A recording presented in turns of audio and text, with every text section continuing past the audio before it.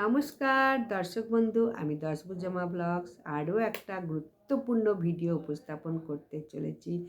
আজ বলবো শিবরাত্রির ব্রতে উপবাস করার সময় কিছু কিছু খেয়াল রাখতে হবে, ভুল ত্রুটি করলে হবে না। সেই কোন ভুলগুলো করলে মহা পাপ হবে, মহাদেব অত্যন্ত রুষ্ট হবেন, এটাই এখন বলবো। শুধু ব্রত পালন করে গেলেই হবে না, সমস্ত নিয়ম মেনে চলতে হবে। শিবলিঙ্গে জল ঢালার সময় কখনোই পূর্ব দিকে মুখ করে জল ঢালবে না, কারণ পূর্ব দিকে মহাদেব প্রবেশদ্বার, মহাদেবের পথ বলে মনে করা হয়। তাই পূর্ব দিকে মুখ করে বসলে মহাদেবের প্রবেশ পথে বাধা সৃষ্টি করে, তারতে মহাদেব রুষ্ট হয়ে যান। তাই খেয়াল রাখতে হবে শিবলিঙ্গে জল ঢালার সময় তোমার মুখ যেন সবসময় উত্তর দিকে থাকে, বা উত্তর উত্তর দিকেই থাকে। আর শিবলিঙ্গে জল ঢালার সময় ডান হাত দিয়ে জল ঢালতে হবে, আর বাম হাত যেন নিজের হাতের ঠিক তলায় থাকে। বাঁ হাতটা, এক হাতে জল ঢাললে হবে না, একটা হাতের তলায় আর একটা হাত দিয়ে রাখতে হবে। শিব মন্দিরে প্রবেশ করার সময় 3বার হাততালি দিয়ে প্রবেশ করলে মহাদেব অত্যন্ত খুশি হন।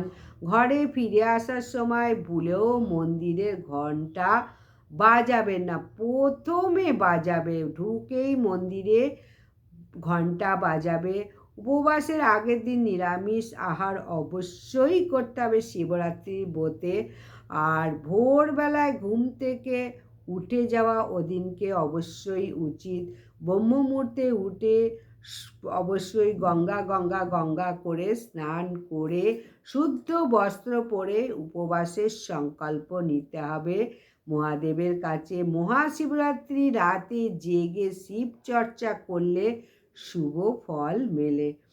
ওম নমঃ শিবায় মহামৃত্যুঞ্জয় মন্ত্র জপ করলে ভীষণ ফল ভালো পাওয়া যায়, এতে ভগবান শিব অত্যন্ত প্রসন্ন হন। শিবরাত্রির দিন ভগবান শিবের প্রিয় ফুল ধুত্রা ফুল, আকন্দ ফুল, বেল ফুল, নীল অপরাজিতা, সাদা ফুল, যে কোনো সাদা ফুল অত্যন্ত প্রিয়। এগুলো ভগবান মহাদেব ভীষণ খুশি হন এই ফুল। শিবের পূজা বেলপাতা ছাড়া অসম্পূর্ণ, তাই ভগবান শিবকে 3টি পাতা সহ সম্পূর্ণ বেলপাতা নিবেদন করতে হবে। তাতে ওং লেখা থাকলে বেশি ভালো, চন্দন দিয়ে, বা চন্দনের ফোঁটাও লাগিয়ে দিতে পারো। এক্ষেত্রে 1টি, 3টি, 5টি, 7টি, 28টি, 108টা যতটা সম্ভব বেলপাতা অর্পণ করতে পারো, কোনো নিষেধ নেই। শিবলিঙ্গে নিবেদন করার ফল কখনোই প্রসাদ হিসাবে গ্রহণ করা উচিত নয়, তবে যে ফল নৈবেদ্য হিসাবে নিবেদন করা হয় বা শিবলিঙ্গে স্পর্শ করানো হয় না, সেই ফলই ভোগ প্রসাদ হিসাবে গ্রহণ করা যায়। শিব পূজার পর কখনোই শিবলিঙ্গের সম্পূর্ণ পরিক্রমা করা উচিত না। শিবলিঙ্গের মন্দিরে অবশ্যই অর্ধেক পরিক্রমা করবে। আর মনে রাখতে হবে শিবলিঙ্গে ভুলেও তুলসী পাতা, হলুদ, সিঁদুর নিবেদন করবে না, কখনোই শঙ্খ বাজাবে না, শিবলিঙ্গে কখনো কেতুকী ফুল অর্পণ করবে না, সম্পূর্ণ নিষেধ।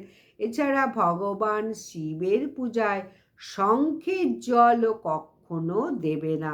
মহাদেবকে শঙ্খের জল দিলে মহাদেব অত্যন্ত রুষ্ট হয়ে যাবেন।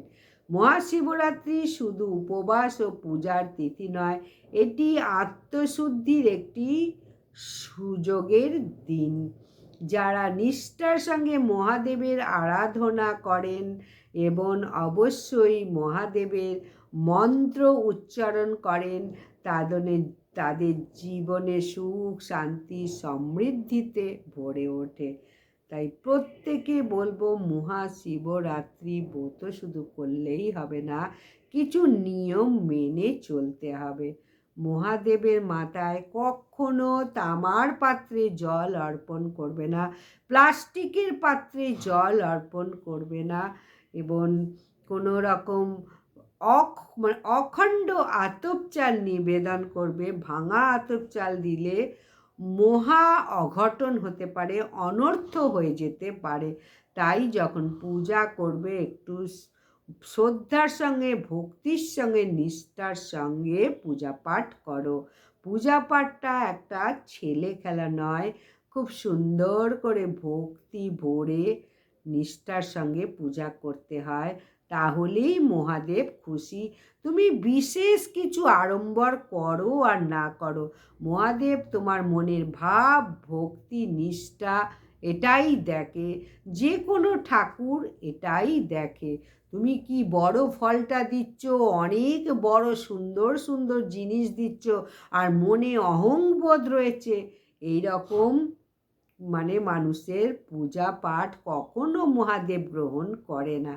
তুমি মনে ভাবছো আমি সব থেকে সেরা ফলটা দিয়েছি, সেরা ফুলটা দিয়েছি, সেরা মালাটা দিয়েছি, আমাকেই বেশি আশীর্বাদ করবে, মনে যদি অহংবোধ থাকে কখনোই মহাদেবের আশীর্বাদ পাবে না। তাই অবশ্যই যাই দাও না কেন, ভক্তি, শ্রদ্ধা, নিষ্ঠা, শুদ্ধাচারে পূজা পাঠ করো, দেখো মহাদেবের কৃপা লাভ পাবেই পাবে। নমস্কার, বিদায়। ভিডিওটা যদি ভালো লাগে লাইক, সাবস্ক্রাইব, শেয়ার করে দাও অবশ্যই।